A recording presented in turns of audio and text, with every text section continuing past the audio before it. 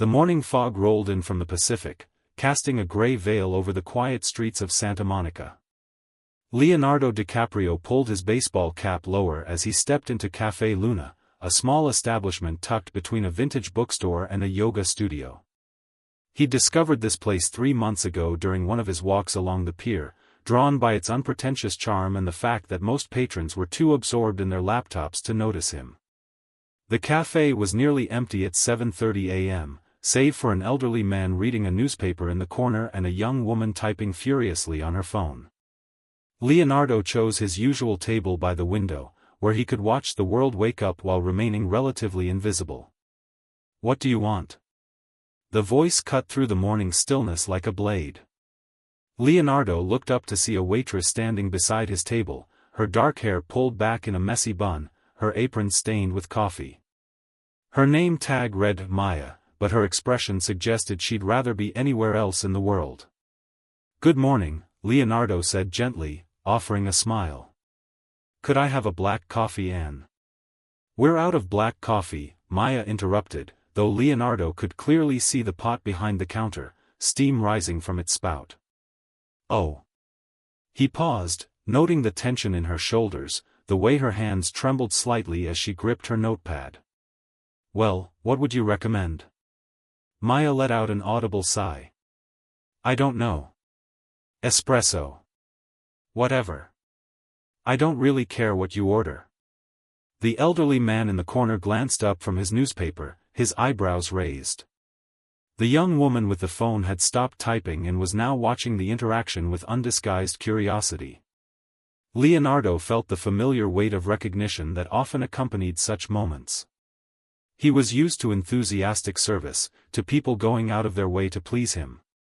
This stark contrast was jarring, but something in Maya's demeanor gave him pause.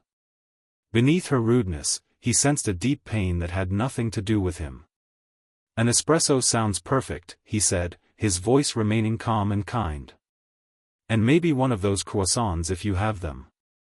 Maya scribbled something on her pad without looking at him. "Fine. Whatever." As she walked away, Leonardo noticed the slight hitch in her step, the way she pressed her hand briefly to her forehead as if fighting off a headache. When she returned with his order 5 minutes later, she practically slammed the cup onto the table, causing some of the espresso to slosh onto the saucer. "Careful," the elderly man called out. "That's no way to treat customers, young lady." Maya's face flushed red. "Mind your own business," she snapped, before turning back to Leonardo with barely concealed hostility. "Anything else?" "Actually, yes," Leonardo said quietly. "Could you sit with me for a moment?" Maya blinked, clearly taken aback. "What?" "Just for a minute. Please." She glanced around the cafe nervously. I'm working. I can see that. But sometimes we all need a moment to breathe." Leonardo gestured to the empty chair across from him. "I'm not going anywhere, and neither are your other customers." Something in his tone must have reached her because Maya hesitated, then slowly sank into the chair. Up close, Leonardo could see the exhaustion etched in her features, the dark circles under her eyes, the way her hands continued to shake even when she clasped them together. "I'm sorry," she said suddenly, her voice barely above a whisper. "I know I'm being awful. I know you don't deserve this." "We all have bad days," Leonardo replied. "What's yours about?" Maya looked up at him then, really looked at him, and Leonardo saw the exact moment recognition dawned in her eyes. Her mouth fell open slightly, but to her credit, she didn't make a scene. Instead, tears began to well up in her eyes. "Oh God," she whispered. And I've been so horrible to you." "Hey," Leonardo said softly, leaning forward. "That doesn't matter. What matters is what's hurting you right now." The kindness in his voice seemed to break something inside Maya. The tears she'd been holding back began to flow freely, and the words tumbled out in a rush. "My mom," she said, her voice breaking. "I got the call this morning, right before my shift. The doctors, they found something. A tumor. In her brain. She wiped her eyes with the back of her hand, leaving streaks of mascara on her cheek. I wanted to call in sick, to go to the hospital, but I can't afford to miss work. I'm already behind on rent, and Mom's insurance doesn't cover everything, and I just... She dissolved into sobs then, her shoulders shaking with the force of her grief and fear. Leonardo reached across the table and gently placed his hand over hers. "I'm so sorry," he said. "That's terrifying news to receive." Maya nodded, unable to speak. The elderly man had folded his newspaper and was watching them with concern, while the young woman had quietly approached their table. "Is everything okay?" the young woman asked softly. "Can I help somehow?" Leonardo looked up at her gratefully. "Could you maybe get her some water? And perhaps let the manager know she might need a few minutes?" "Of course." The woman hurried away, returning moments later with a glass of water and a handful of napkins. Maya accepted both gratefully, slowly regaining her composure. "I'm sorry," she said again, this time to both Leonardo and the young woman. "This is so unprofessional. I didn't know how to process it all." "There's no need to apologize for being human," Leonardo said. "Fear for someone we love is one of the most natural things in the world." The young woman nodded in agreement. "My father went through something similar last year. The waiting and not knowing is almost worse than any diagnosis." "How is he now?" Maya asked, grasping onto this thread of hope. "Good days and bad days," the young woman admitted honestly. "But he's still here, still fighting. And the doctors today can do things they couldn't do even 5 years ago." Maya managed a weak smile.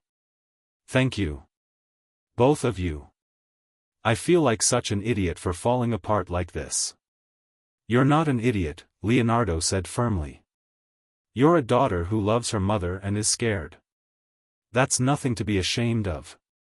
He pulled out his wallet then, and Maya's eyes widened as he placed 10 crisp $100 bills on the table along with a napkin on which he'd written a note. "I can't accept this," Maya said immediately, pushing the money back toward him. "This is too much. Way too much." "It's not charity," Leonardo said gently. "It's recognition of your humanity and your pain. Use it however you need to, whether that's taking time off to be with your mother, covering medical expenses, or just giving yourself some breathing room to process all of this." Maya stared at the money, then at the note. Leonardo had written in clear, careful handwriting, "I don't know what happened to you today, but I hope tomorrow will be better. You're not alone in this." "I don't understand," Maya whispered. "Why would you do this? After how I treated you?" Leonardo smiled, and it transformed his entire face. "Because kindness isn't something we earn. It's something we give freely, especially when someone needs it most.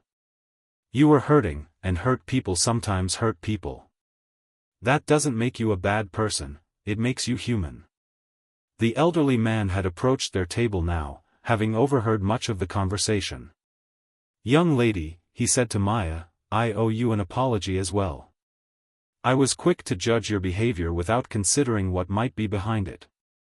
That was unfair of me." Maya looked around at the 3 faces surrounding her, all filled with compassion rather than judgment, and began to cry again, but these were different tears. These were tears of gratitude and relief. "Thank you," she said to all of them. I don't know what to say." "You don't need to say anything," the young woman said. "Just take care of yourself and your mother." Leonardo stood up then, leaving the money and the note on the table. "Maya, I hope your mother's treatment goes well. And I hope you'll remember that there are people in this world who care about you, even if we're strangers." As he moved toward the door, Maya called out to him. "Mr. DiCaprio? Thank you. Not just for the money, but for seeing me. For treating me like I mattered even when I was awful to you." Leonardo turned back, his expression serious. "You do matter, Maya. Don't ever forget that. After he left, Maya sat staring at the money and the note, overwhelmed by the unexpected kindness she'd received. The young woman, who introduced herself as Sarah, stayed with her for another hour, talking about her father's treatment and sharing resources for families dealing with brain tumors. The elderly man, whose name was George, quietly paid for Maya's coffee and left his own note, "Hang in there, kiddo. Tomorrow is a new day." When Maya's manager finally appeared, concerned about the reports of a crying waitress, she found Maya composed and determined. She asked for the afternoon off to be with her mother, and for the first time in months, she wasn't worried about the financial implications of missing work. At the hospital, Maya found her mother sitting up in bed, looking far better than Maya had imagined after the morning's devastating phone call. The tumor was there, yes, but it was small and operable. The prognosis was cautiously optimistic. "You look different," her mother observed as Maya settled into the chair beside the bed. "More at peace somehow." Maya told her mother about her morning, about her breakdown at work, about the unexpected kindness of strangers, about Leonardo DiCaprio's extraordinary generosity. But most of all, she talked about the lesson she'd learned about the power of compassion in the face of judgment. "You know," her mother said thoughtfully, "I've always believed that angels come in all forms. Sometimes they have wings, and sometimes they have baseball caps and kind eyes." Maya smiled, thinking of the note still tucked safely in her apron pocket. "I think you're right, Mom." 3 months later, Maya still worked at Café Luna, but she was a different person. The surgery had been successful, and her mother was recovering well. The financial burden had been significantly eased by Leonardo's gift, but more importantly, Maya had learned something valuable about human nature and the ripple effects of kindness.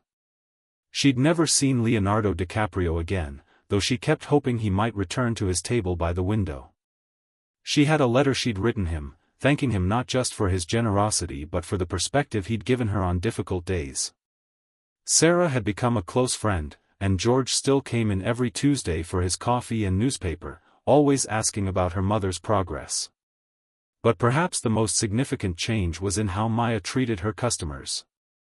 She remembered her own pain on that gray morning and how 3 strangers had chosen compassion over judgment.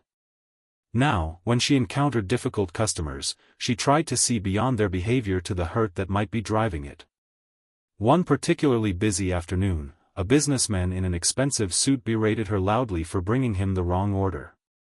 Instead of responding with anger or defensiveness, Maya simply said, "I'm sorry about the mistake. You seem to be having a tough day. Is there anything else I can do to help make it better?" The man stopped mid-rant, looking startled. After a moment, his shoulders sagged. "I'm sorry," he said quietly. "I just got fired. 20 years with the company, and they let me go in a 5-minute meeting. I know that's not your fault." Maya brought him a fresh coffee and a piece of apple pie on the house. They talked for a few minutes about job hunting and starting over, and when he left, he pressed a $20 tip into her hand along with his business card. "You remind me that there are still good people in this world," he said. "If you ever need a reference for anything, call me." Stories like this became common at Café Luna. Word spread quietly through the neighborhood about the waitress who treated everyone with kindness, and the café became known as a place where you could have a bad day and still be met with understanding. Maya never forgot the lesson Leonardo DiCaprio had taught her on that difficult morning.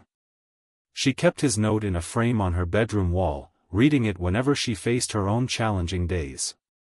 But more than that, she tried to live by the principle he'd demonstrated, that kindness is a choice we make, especially when it's difficult, and that sometimes the smallest gestures can change someone's entire day, or life. The actor had given her more than money that day. He'd given her a new way of seeing the world and her place in it. In choosing compassion over judgment, he'd not only helped her through a crisis but had created a ripple effect of kindness that continued to spread, one interaction at a time. And somewhere in the busy, often harsh world of Hollywood and beyond, Leonardo DiCaprio continued to live by the same principle, probably unaware of the lasting impact his simple act of kindness had created in a small cafe by the sea. ## 6 months later. On a gray December morning, Sarah entered the cafe with exciting news. She had encountered Leonardo at an environmental film festival where he was a keynote speaker. "Maya, he recognized me and asked about you," Sarah exclaimed, showing a photo of herself with the actor. "He remembered your name and wanted to know how your mother was doing." Sarah handed Maya an envelope from Leonardo. Inside was a handwritten letter and a check for $10,000. "Dear Maya. *I hope this finds you and your mother in good health. I've been thinking about our encounter often. What started as morning coffee became one of the most meaningful interactions I've had in years. Your story has inspired me to establish a foundation for families facing medical crises. The enclosed check is an investment in the kindness you've shown others since that day. I would be honored if you would join the Foundation's advisory board. Your perspective would be invaluable in helping other families in similar situations. Thank you for teaching me that kindness is never wasted and that our shared humanity is stronger than our individual struggles. With deep respect. Leonardo. *P.S. I've enclosed premiere tickets. I would be delighted if you and your mother could attend as my guests. Maya was overwhelmed. He wants me to join a foundation? A foundation he created partly because of what happened between you, Sarah confirmed. Your worst day became the catalyst for something that will help thousands of families. Maya agreed to everything: the foundation work, speaking at the launch event, and attending the premiere with her mother. The foundation launch event took place in Beverly Hills. Maya, wearing a simple black dress, felt nervous but excited. Leonardo greeted her and her mother warmly, treating them like old friends. When Maya spoke to the audience about her experience, she was honest about how fear had made her cruel, and how unexpected kindness had taught her to see others with compassion. I learned that our worst moments don't define us, she concluded. How we choose to grow from them does. Kindness is never wasted, especially when given to someone who seems not to deserve it. The foundation raised over $2 million in its first year, helping families with medical crises and creating support networks. Maya joined the advisory board while continuing to work at Café Luna, which became known throughout the neighborhood for its atmosphere of genuine warmth. At the movie premiere, Maya found herself in conversations with activists and artists all working to make the world more compassionate. "Do you ever think about that morning?" Leonardo asked during a quiet moment. "Every day," Maya admitted.